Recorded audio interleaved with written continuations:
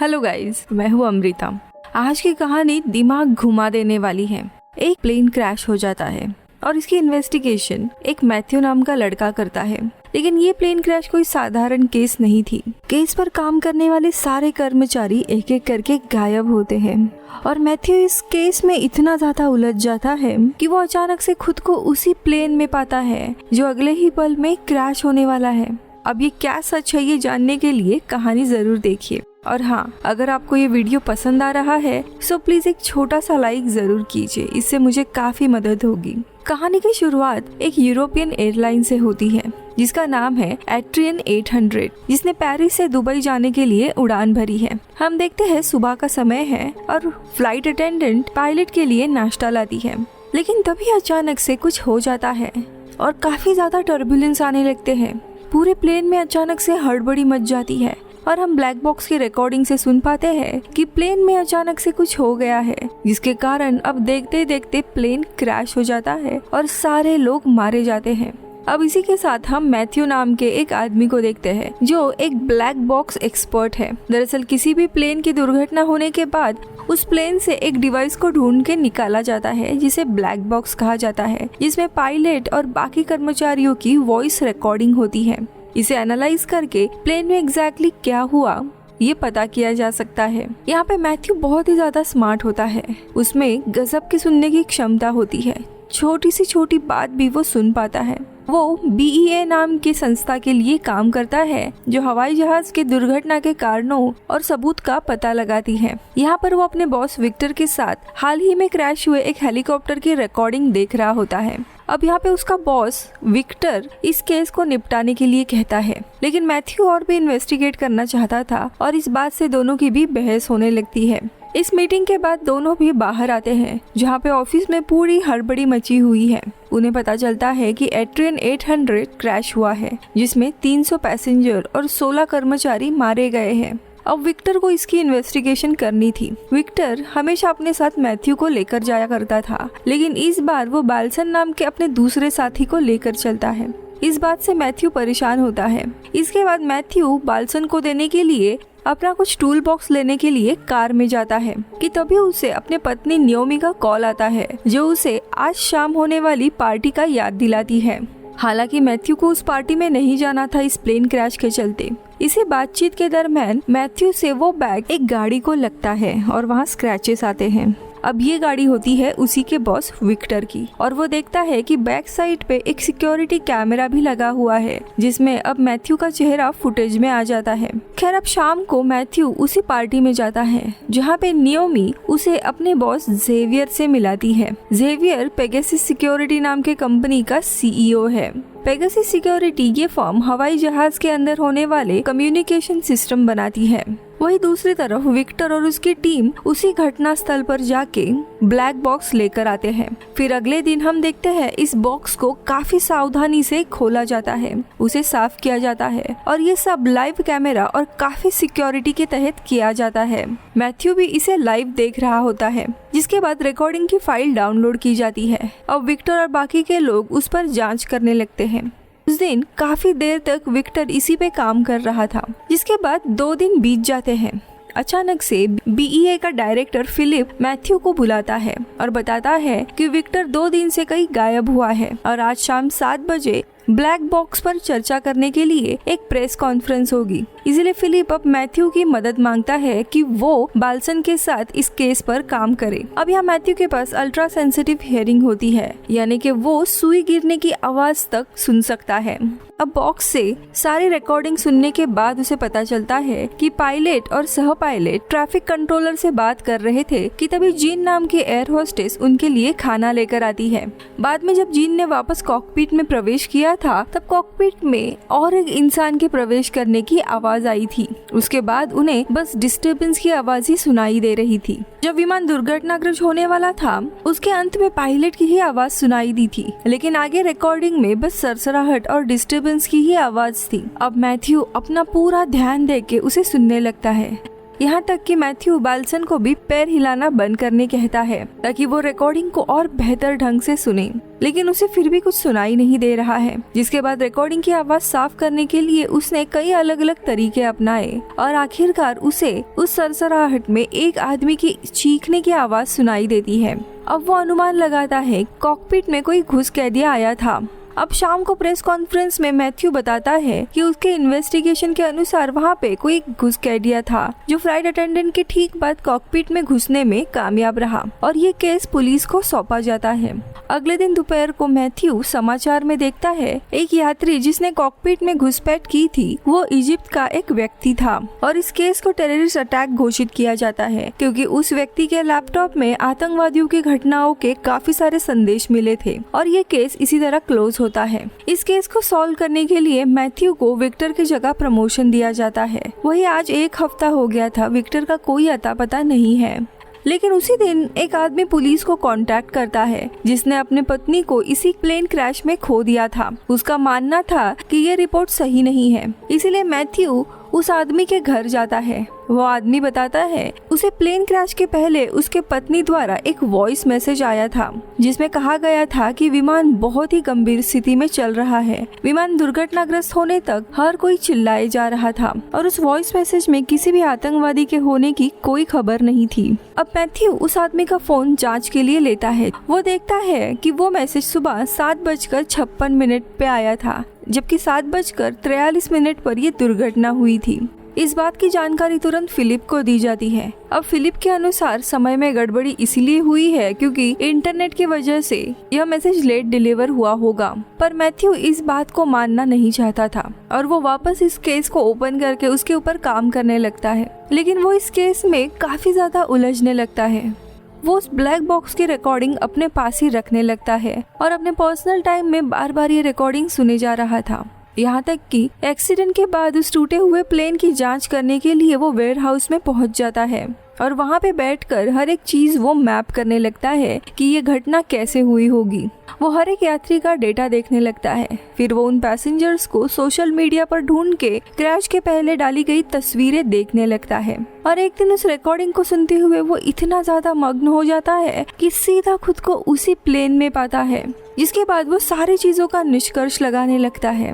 वो देखता है कि जिस आदमी को टेररिस्ट घोषित किया गया था वो कॉकपिट तक कभी पहुंचा ही नहीं था। उसे टेररिस्ट घोषित करना गलत साबित हुआ है। मैथ्यू का शक और भी बदल जाता है कि इस केस में कुछ तो गड़बड़ है और ब्लैक बॉक्स के रिकॉर्डिंग से वो संतुष्ट नहीं है। अब वो विक्टर के ऑफिस में जाता है ताकि उसे केस के संबंधित और जानकारी मिले। उसे वहाँ पर उसके लैपटॉप का पासवर्ड मिलता है, लेकिन लैपटॉप वहाँ नहीं था। तभी उसे विक्टर के घर का पता मिलता है और वो सीधा उसी जगह पर आता है। घर पर कोई भी नहीं था, इसीलिए वो दीवार पर चढ़कर अंदर आता है। घर के खिड़की दरवाजे पूरे लॉक होते हैं। ऐसे में उसने खिड़की को तोड़ के अंदर आना ही सही समझा। प्रवेश करने पर वो हर एक कमरे की जांच करने लगता है। अब बेसमेंट में आने के बाद उसे विक्टर का लैपटॉप मिलता है। हालांकि लैपटॉप पर सबूत ढूंढने के बाद भी उसे कोई भी संबंधित जानकारी नहीं मिलती। अब यहाँ पे कोई भी सबूत नहीं है, इसीलिए वो घर जाने निकलता है कि तभी गैराज में उसकी नजर विक्टर की गाड़ी पर जाती है और उसे याद आता है कि कार में एक सिक्योरिटी कैमरा लगा है और गाड़ी में से वो कैमरा एज सबूत के तौर पर लेता है। घर जाने पर वो सारे दिनों की फुटेज देखता है और पता चलता है कि 30 सितंबर यानी कि विमान दुर्घटना के 8 दिन पहले विक्टर जेवियर से मिला था। अब विक्टर का इस केस से कोई लेना देना है या नहीं ये देखने के लिए वो और भी जांच करता है और उसे पता चलता है कि पेगासस इस कंपनी ने अपना कम्युनिकेशन सिस्टम यूरोपियन एयरलाइन को बेचा था और उसके बाद एट्रिन 800 ये पहला विमान था जिसने इस नए सिस्टम के साथ उड़ान भरी थी। मैथ्यू को लगने लगता है कि शायद जेवियर को अपने सिस्टम पर भरोसा नहीं था, इसीलिए अगर आगे कोई दुर्घटना होती है तो उसे कवर अप करने के लिए 8 दिन पहले ही जेवियर विक्टर से मिला होगा। अब अगले दिन मैथ्यू जब अपनी पत्नी को पिक करने के लिए जाता है तब वो एट्रिन 800 को उड़ान भरने से पहले पेगासस ने किए हुए टेस्ट के संबंधित रिपोर्ट मांगता है। ये जानकारी कॉन्फिडेंशियल होती है, इसलिए नियोमी उसे बताती है कि उनके सिस्टम में कोई भी खराबी नहीं है और मैथ्यू को इस केस को छोड़ने कहती है। लेकिन अब मैथ्यू के ऊपर एक पागलपन सवार था। उसे कैसे भी जानना था कि क्या पेगासस का कम्युनिकेशन सिस्टम खराब था जिसके कारण ये प्लेन क्रैश हुआ होगा। वही दूसरी तरफ जेवियर को पता चलता है कि मैथ्यू को उसके कंपनी के ऊपर शक है, इसलिए उसने मैथ्यू को मिलने के लिए बुलाया और वो सीधा सीधा बता देता है कि उसका सिस्टम ठीक काम कर रहा है। अब ये सुनते ही मैथ्यू उसे कैमरा की फुटेज दिखाता है जब वो और विक्टर प्लेन क्रैश के 8 दिन पहले मिले थे। लेकिन जेवियर उसे बताता है कि हम दोनों किसी दूसरे प्रोजेक्ट पर काम कर रहे थे और उसी के सिलसिले में मिले थे। वही जेवियर यहाँ पर बार बार मैथ्यू पर सवाल उठाने लगता है कि क्या उसकी हालत ठीक है, वो इस केस से इतना ऑब्सेस्ड क्यों है और बार बार रिकॉर्डिंग क्यों सुन रहा है। लेकिन इसके कारण मैथ्यू काफी दिन से सोया भी नहीं था और इन सारे सवालों के कारण उसकी हालत खराब होने लगती है। उसे अब शोर शराबा और बड़ी बड़ी आवाजें सुनाई देने लगती है और वो जेवियर को वही छोड़ के निकल जाता है। अब उसी रात नियोमी सो रही थी, तभी वो उसके लैपटॉप में से एट्रिन 800 के उड़ान से पहले पेगासस ने किए हुए टेस्ट रन के सारे रिपोर्ट्स उसके लैपटॉप से चुरा लेता है।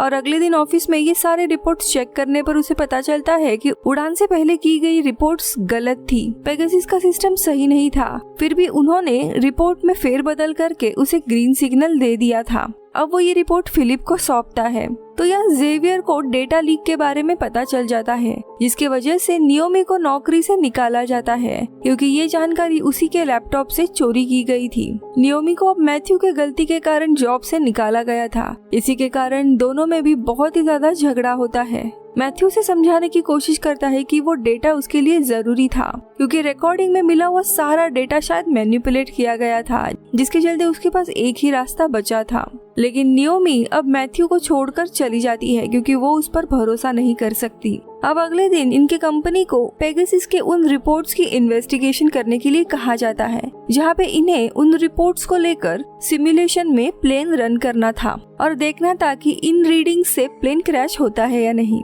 अब फिलिप, मैथ्यू और उसका एक पायलट साथी कई सारे सिमुलेशन रन करते हैं उस रिपोर्ट्स के तरह, लेकिन वो सारे सही निकलते हैं। उनके टेस्ट रन में कोई भी प्लेन क्रैश नहीं होता। अब इस बात से मैथ्यू और भी ज्यादा फ्रस्ट्रेट होने लगता है। अगर ये रिपोर्ट्स गलत साबित होते हैं, यानी कि पेगासस के सिस्टम में कोई भी इशू नहीं था, लेकिन उसे पता होता है कि कुछ तो गड़बड़ है। अब उसका पागलपन देखकर फिलिप उसे कुछ दिनों के लिए छुट्टी पर जाने के लिए कहता है और मैथ्यू अपने भाई के घर आकर रुकता है।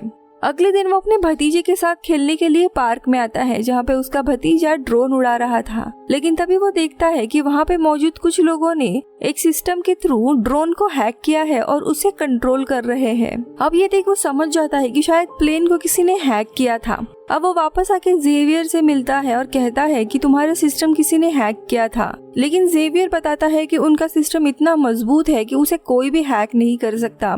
लेकिन मैथ्यू के दिमाग से शक की सुई जा नहीं रही थी, इसलिए अब वो पेगासस सिस्टम की पिछले रिकॉर्ड्स जानने के लिए अपने एक दोस्त इन्वेस्टिगेटिंग जर्नलिस्ट कैरोलिन से मिलता है और उसे पेगासस सिस्टम के हैक होने की बात बताता है। तो वो उसे 1 साल पहले हुआ एक किस्से के बारे में बताती है जहाँ पर पेगासस सिस्टम के एक एम्प्लॉय डेविड ने ऐसा दावा किया था कि पेगासस सिस्टम हैक हो सकता है और ये साबित भी करने के लिए गया था, लेकिन पुलिस ने उसे अरेस्ट कर लिया था।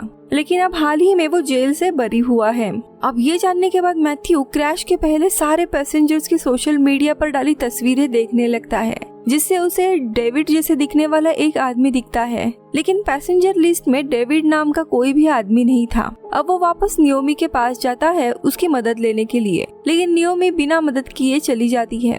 अब मैथ्यू के पास उसकी बात साबित करने के लिए कोई भी सबूत नहीं था। वही फिलिप भी उसके बार बार इसी केस के बातों से परेशान होने लगा था और उसका ट्रांसफर कर देता है। अब मैथ्यू अपने कलीग को उसका और विक्टर का लैपटॉप और बाकी का सामान दे रहा था कि तभी वो उसी लैपटॉप में हेलीकॉप्टर के क्रैश का वीडियो देखता है जिस पर उसने और विक्टर ने काम किया था। लेकिन विक्टर ने इस हेलीकॉप्टर के रिकॉर्डिंग इस लैपटॉप में उसी शाम को सेव की थी जिस शाम को उसे आखिरी में ऑफिस में देखा गया था, यानी कि क्रैश के 2 दिन के बाद। अब मैथ्यू को शक आता है और वो उस रिकॉर्डिंग को क्लीन अप करता है, तो उसे उस रिकॉर्डिंग में कुछ नंबर्स मिलते हैं जो एक जगह के कोऑर्डिनेट्स होते हैं। जब मैथ्यू वहां पहुंचता है तो पता चलता है कि ये जगह विक्टर के घर के पास वाली एक झील है। अब उस लोकेशन से वो झील के बीचों बीच में चला जाता है और वहाँ पर उसे कुछ ऐसा मिलता है जिसकी उसे उम्मीद भी नहीं थी।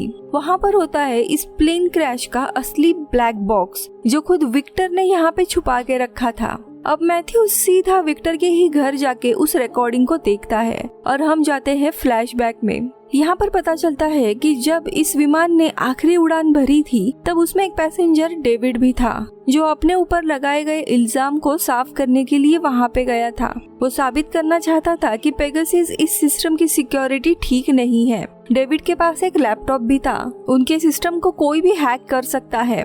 उसके पास एक खास हैकिंग का प्रोग्राम था जिसके थ्रू वो प्लेन का कंट्रोल लेके उसका डेस्टिनेशन बदलना चाहता था। लेकिन जब वो प्लेन का कंट्रोल अपने लैपटॉप पर ले लेता है तब उसके लैपटॉप में कुछ खराबी होने लगती है और पूरा लैपटॉप क्रैश हो जाता है, जिस वजह से विमान के सिस्टम में बहुत ही ज्यादा खराबी आने लगती है। अब यहाँ पे पायलट भी प्लेन का कंट्रोल लेने में सफल नहीं होते, जिसके चलते प्लेन की स्पीड बढ़ने लगती है और प्लेन माउंटेन्स में क्रैश हो जाता है। अब इस रिकॉर्डिंग से सब साबित होता है कि यहाँ पे डेविड ने जो दावा किया था कि पेगासस का सिस्टम सही नहीं चल रहा है, ये सच साबित होता है। अब इस रिकॉर्डिंग के अलावा विक्टर ने अपना एक कन्फेशन भी रिकॉर्ड किया था। यहाँ पता चलता है कि जेवियर कई सालों से विक्टर को अपने सिस्टम की गलतियां छुपाने के लिए रिश्वत दे रहा है। इस प्लेन क्रैश के बाद जेवियर को पता था कि इस घटना के पीछे डेविड का हाथ है और इस घटना की सच्चाई छुपाने के लिए जेवियर ने विक्टर की मदद ली। जेवियर ने विक्टर की मदद से प्लेन की ओरिजिनल रिकॉर्डिंग के साथ पैसेंजर का डेटा भी बदलवा दिया ताकि डेविड का नाम सामने न आए। यहाँ पता चलता है कि जानबूझकर टेररिस्ट की जानकारी उस रिकॉर्डिंग में ऐड कर दी गई थी। इनफैक्ट जिस आदमी ने वॉइस मेल का दावा किया था उसे भी बाद में रिश्वत देके अपने दावे को पीछे लेने कहा गया। विक्टर आगे ये कंटिन्यू नहीं करना चाहता था और इसीलिए उसने ये कन्फेशन रिकॉर्ड किया था और ये सारे क्लूज भी मैथ्यू के लिए छोड़े थे। लेकिन यहाँ पर विक्टर का कोई भी अता पता नहीं था कि वो कहाँ पे है। शायद जेवियर ने उसे ऑलरेडी मार दिया है। अब ये सारा सच सामने आने के बाद मैथ्यू राहत की सांस लेता है। इसी दरम्यान उसे कुछ लोगों के वहाँ पे आने की आवाज सुनाई देती है, इसीलिए वो ऑफिस के अलावा सारे लाइट्स ऑफ कर देता है और ये वीडियो ऑनलाइन अपलोड करने लगता है। जिसके बाद ये फाइल जैसे ही अपलोड होता है वो बैक गेट से अपने कार से वहाँ से भाग जाता है। लेकिन उसकी बदकिस्मती से उन लोगों ने मैथ्यू के कार पर एक डिवाइस लगाई थी, उसके थ्रू वो उसके कार को हैक कर देते हैं, जिसके कारण मैथ्यू की कार क्रैश हो जाती है और उस बेचारे की वहीं पर मौत हो जाती है। अब कुछ दिन बीत जाते हैं, वही हम नियोमी को देखते हैं जो मैथ्यू के मौत के सदमे में होती है।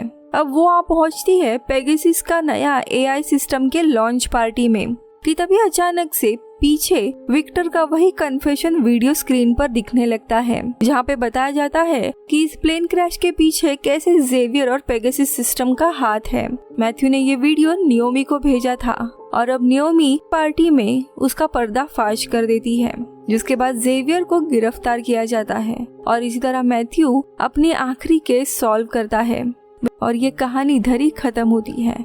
आशा करती हूँ कि आपको ये कहानी पसंद आई होगी और अगर आप यहाँ तक रुके हो तो प्लीज एक लाइक जरूर छोड़िएगा। मिलती हूँ अगले वीडियो में। बाय।